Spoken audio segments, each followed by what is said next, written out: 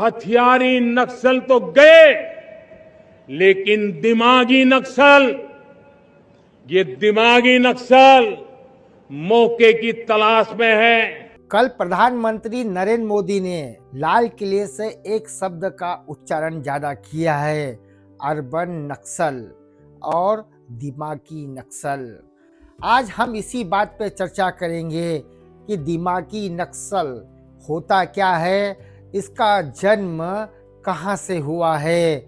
हमारे मोदी जी ने 15 अगस्त को लाल किले से इस शब्द पे बार बार जोर दिया। आइए दोस्तों, आपको हम बताते हैं बिना देर किए। इस वीडियो को लास्ट तक जरूर देखिए। नमस्कार दोस्तों, 15 अगस्त को हमारे प्रधानमंत्री जी नक्सलवाद, दिमागी नक्सल और अर्बन नक्सल में इसलिए जोर दे रहे थे कि अभी जो छात्रों ने जंतर मंतर पे धरना प्रदर्शन किया, उससे सरकार की बहुत किरकिरी हुई, सरकार परेशान हुई और धर्मेंद्र प्रधान का इस्तीफा तक उनको लेना पड़ा। मोदी सरकार अपने 12 साल के कार्यकाल में पहली बार बच्चों के सामने झुकती हुई नजर आई। इसलिए प्रधानमंत्री जी बार बार दिमागी नक्सल पे जोर दे रहे थे। नक्सल या दिमागी नक्सल अपने अधिकारों को मांगने वाले समूह को कहा जाता है।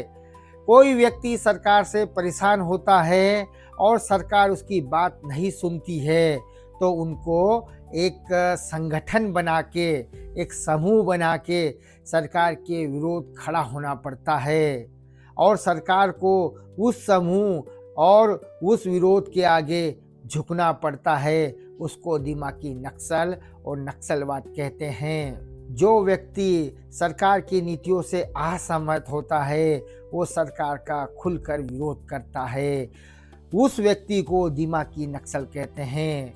प्रधानमंत्री नरेंद्र मोदी जी, आपकी 12 साल की सरकार में आपने कई ऐसे फैसले लिए जिससे भारत की जनता आपसे असहमत थी। आपने 2016 में नोटबंदी जैसा फैसला लिया जिसमें कई लोगों की लाइन में खड़े होकर जान चली गई, मगर भारत की जनता ने उस समय विरोध नहीं किया। आपने एक ऐसा गब्बर सिंह टैक्स भारत की जनता को ला कर दिया है जिससे भारत की जनता परेशान है। मोदी जी, आपने शिक्षा में पेपर लीक की झड़ी लगा दी। आपके 12 साल में 152 पेपर लीक हुए। उन्हीं पेपर लीक के चलते हुए हमारे देश की जनता नक्सल दिमागी बन गई और आपके खिलाफ जंतर मंतर और जगह जगह बच्चों ने प्रदर्शन चालू कर दिया। तो आप लाल किले से उनको दिमागी नक्सल कहते हैं। दिमागी नक्सल सरकार की उपज होती है।